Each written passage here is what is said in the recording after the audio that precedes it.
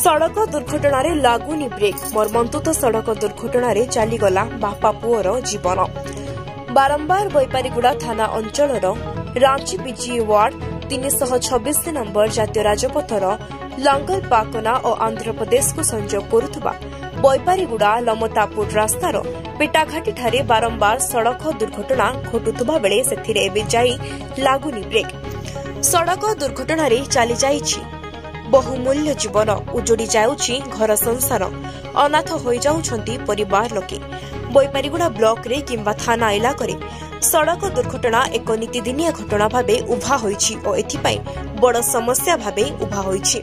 शनिवार दिन संध्या समय रे पेटाघाटी ठारे एक मर्मन्तुत सड़क दुर्घटना घटी जाइछि। बाइक और भ्यान मुहांमुही धक्का होइथिबा भली एक दृश्य मध्य देखिबाको मिलिछि।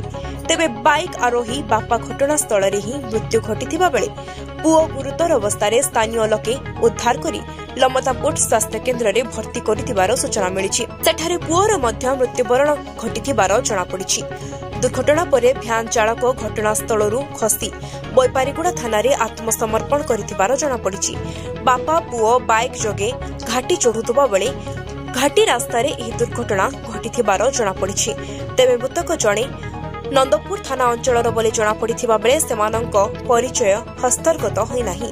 परिचय एबे पर्यंत अस्पष्ट रहिथिबा बेले खबर पाई बैपारीगुड़ा पुलिस घटनास्थल रे पहुंची तदंत आरंभ करिछि।